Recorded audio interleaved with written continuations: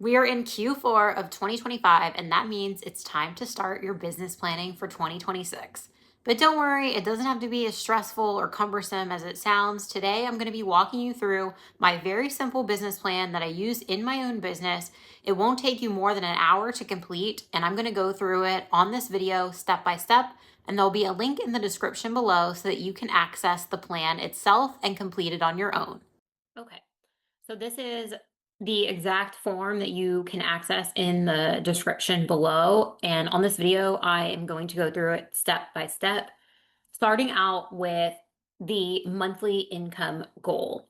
And what is important to note about step one is I am talking about your net take home goal, not your gross commission, because we all know that gross commission figure that we see on a settlement statement is nowhere near what we actually take home.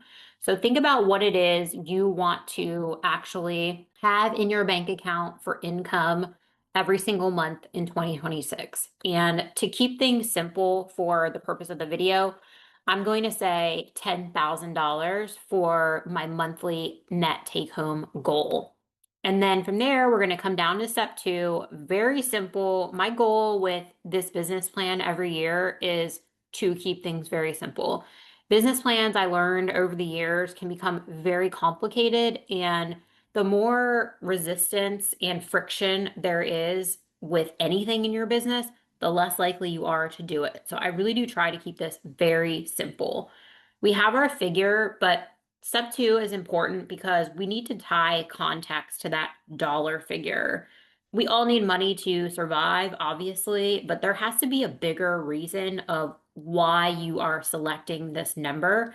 And I don't think that it would hurt to, when you are thinking about the number that you want for your monthly net take home, to also picture what that does for your life. And if you can't tie anything to it, then you may want to pick a different number because, again, it can't just be all about money. What does your life and your business look like? So, for me, when I am selecting my monthly income goal, there becomes a certain figure or a certain point that it pulls away from my personal life. And I am at a point in real estate where, of course, I need to make money. Of course, I need to serve clients to a certain extent, but it's not to the level that I used to. So I keep that in mind. If I'm netting $10,000 a month, for me, that means that I have time to breathe in the morning and go for a walk with my dog.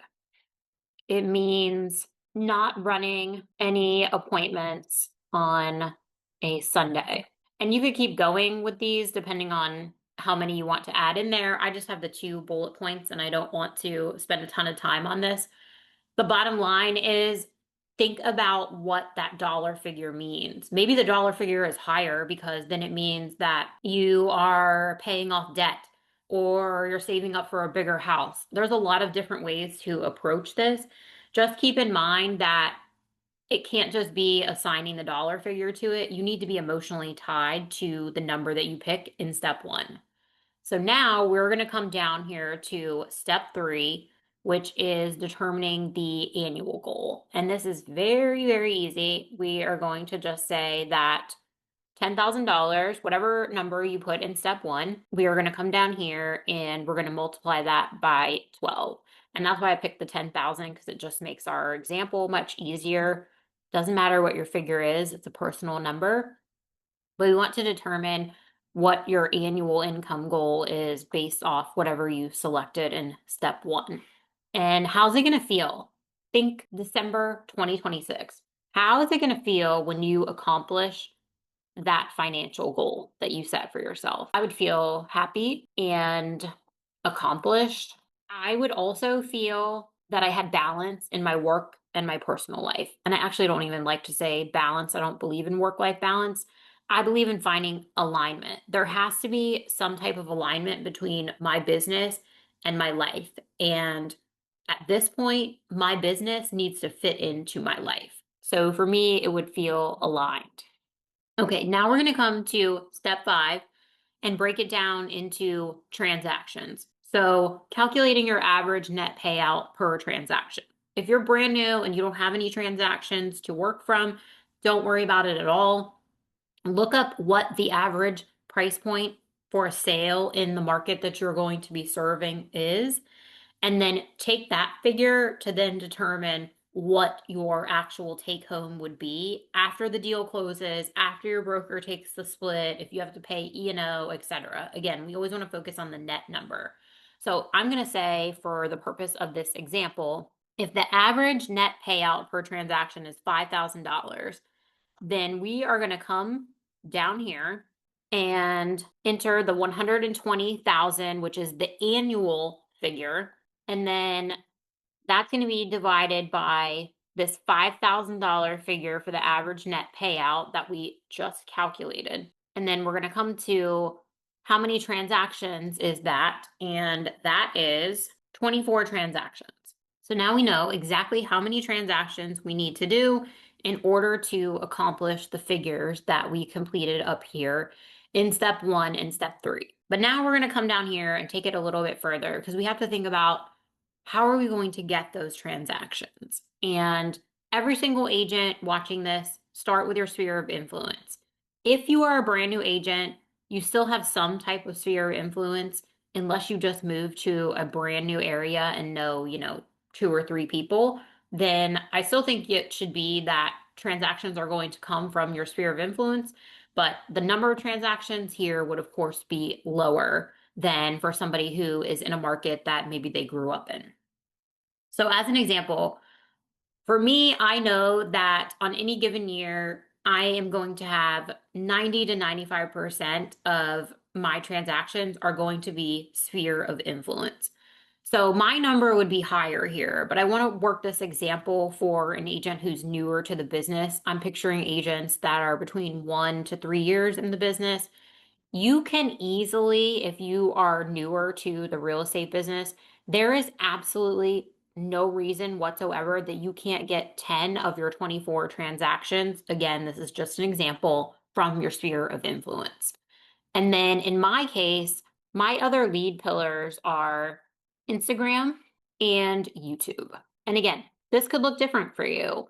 2 and 3 need to be what your other lead pillars are. And maybe you don't have 2 other lead pillars, and that's okay too. My goal for you would be to get to the point that there are 3 lead pillars in your business, because upside of sphere of influence is, of course, that they already know, like, and trust us. The downside is sphere of influence is less predictable on when they are going to present you with a referral or when they themselves are going to be ready to move. But I'm going to come down here, and I already know that in my business, it is no problem at all to close 7 transactions from Instagram and YouTube annually. This would be the makeup of my numbers, hypothetically.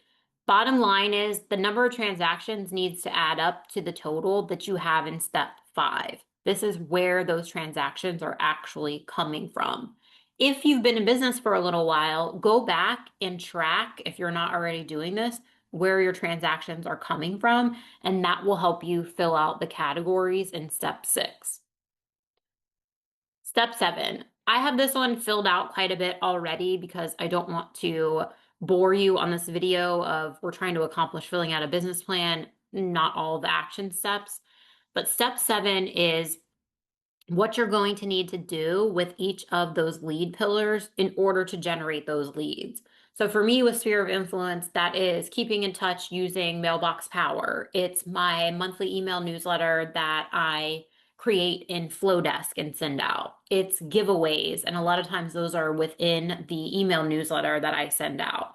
It's just having a conversation with a client, and it's not real estate related. If I see they post something on social media, I'll comment or send them a message. Or if I'm in their neighborhood, I'll send them a text and say, hey, I just thought of you, I was in the neighborhood. Very organic conversations. And the other thing that I do for my sphere of influence is video home value updates. I do them twice a year. It takes me some time. It's worth every investment in the form of your time. I typically start them right after the new year, and it will take me through the end of February to work through my database. And then I will do that again in the July, August timeframe. If you are going to be working to generate leads on Instagram, you've got to post a minimum of 3 times a week, especially if your account is not already established. You can scale back a little bit as time goes on, but the more you post, think about it as you're dropping lines in the water, the more likely you are to get business from the platform. You've got to be consistent, showing up in stories daily, and engaging with your followers and DMs. That's for Instagram. And then YouTube, minimum 1 long form video per week and 2 shorts is the recipe that I have found that works. But when you're just starting out, you may need to post 2 videos per week. It really depends on what market you're in, just something to consider. The most important part in this step 7 is that whatever your lead pillars are, those categories that you're selecting, this is where you are going to want to get a little bit more detailed. It doesn't have to be, hours that it takes you to type this up, but it needs to be enough that this area should be serving as what your to-do list is on a weekly basis in order to generate the leads that you're going to need to meet that transaction and then your net take-home pay goal. Coming down here, there has to be focus in your business, and we can map all of this out, but we all have habits that we can improve on, mindset shifts that we can make. And I'm not going to go into this too much because it's extremely personalized for where you are in your business and what your goals are, but be really honest with yourself. Nobody's going to see this but you. Be honest with yourself if you have a bad habit that you need to break, like maybe you sleep too late in the morning and then the rest of your day kind of gets away from you. That's just an example. But be really honest with yourself when you are writing out where your focus needs to be in 2026 so that you are able to accomplish these goals. And I know some of you might smirk at this, that I have a signature and a date on here, but there's something about filling this out.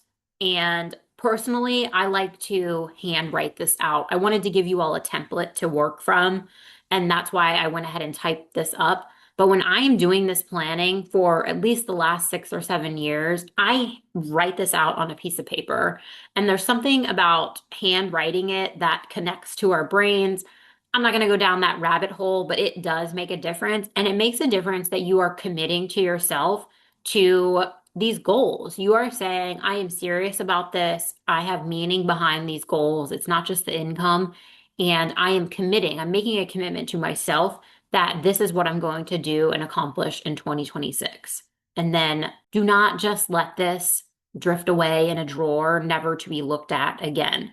Make sure that you are keeping this out. I have mine actually pinned right in front of my computer so that I see it on a daily basis, because that keeps reminding me of these are the goals I set and I need to do my part on a daily basis. Those small mundane tasks that are repeated day after day are ultimately what get you to your end goal and that annual figure that you are working towards. That's it. It doesn't have to be super complicated. A business plan should be a working document within your business.